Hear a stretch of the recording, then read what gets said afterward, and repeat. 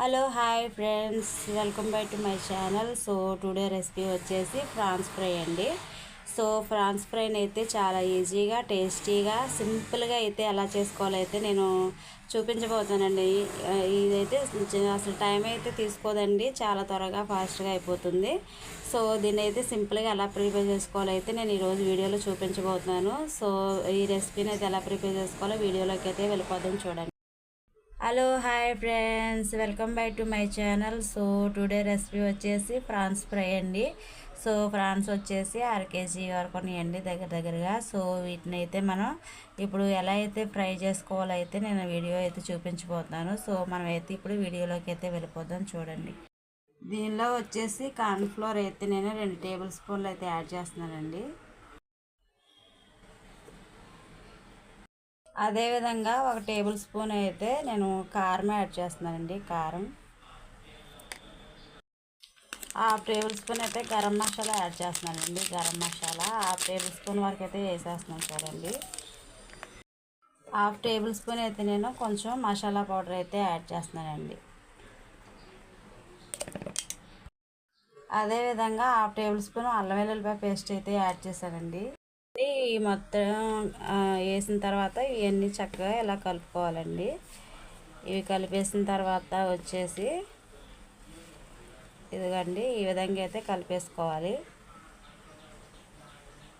ఇదిగోండి, దీనిలోకి వచ్చేసి నేనైతే ఒక ఎగ్ని అయితే యాడ్ చేస్తున్నానండి, కొట్టేసి. సో మనం తీసుకున్న రొయ్యలను బట్టి మనం ఎగ్స్ని అయితే యాడ్ చేసుకోవాలండి. నేను తీసుకున్న దానికైతే ఒక ఎగ్ అయితే సరిపోతుంది. ఇదిగోండి, ఎగ్ని వేసి మనం ఈ విధంగా అయితే కలిపేసుకోవాలి. సో ఈ విధంగా కలిపేసుకొని 1/2 అవర్ అయితే ఫ్రిడ్జ్లో అయితే పెట్టేసుకోవాలండి. ఓకేనండి, ఎగ్ వేసినప్పుడు అయితే మీకు కానీ ఇది కొంచెం లూజుగా ఉన్నట్టయితే కొంచెం కార్న్ఫ్లోర్ కానీ లేకపోతే 1 టేబుల్ స్పూను బియ్యం పిండి కానీ యాడ్ చేసుకోవచ్చండి. ఓకేనండి, దీనిలో అయితే నేను రుచికి సరిపడా సాల్ట్ని అయితే యాడ్ చేస్తున్నానండి. ఇదిగోండి, ఈ విధంగా కలిపేసి మూత పెట్టేసుకొని 1/2 అవర్ అయితే ఫ్రిడ్జ్లో అయితే పెట్టేస్తానండి.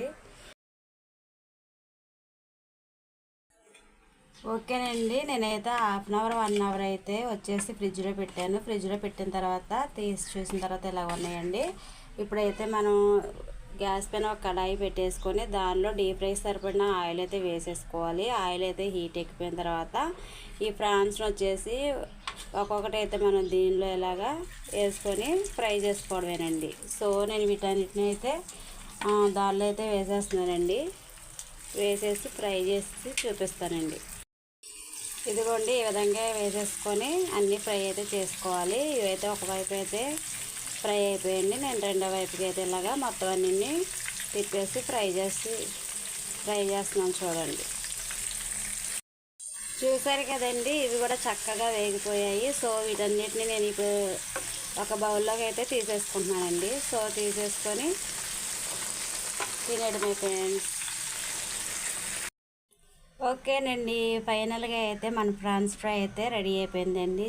చూసారు కదా, చక్కగా నేను లెమన్ వేసుకొని చక్కగా దీని మీద తింటే సూపర్ అంటే సూపర్ టేస్టీగా ఉంటాయండి. సో ఇవైతే గట్టిగా ఏమి ఉండవండి, చక్క మెత్తగా ఉంటాయి. లోపల ప్రాన్ కూడా చక్కగా ఉడికిపోతుందండి. సో ఫ్రెండ్స్, వీడియో కానీ మీకు నచ్చినట్లయితే ప్లీజ్ తప్పకుండా అయితే ట్రై చేయండి. ఇంట్లో ఉన్న చిన్నపిల్లలకి అయితే బాగా నచ్చుతుందండి. మా పెద్దబాబు అయితే చాలా ఇష్టంగా తింటాడు. సో మీరు కూడా అయితే ఒక్కసారి అయితే ట్రై చేసేయండి. ట్రై చేసి కామెంట్స్లో అయితే నాకు తెలియజేయండి ఫ్రెండ్స్. చాలా అంటే చాలా బాగుంటుంది.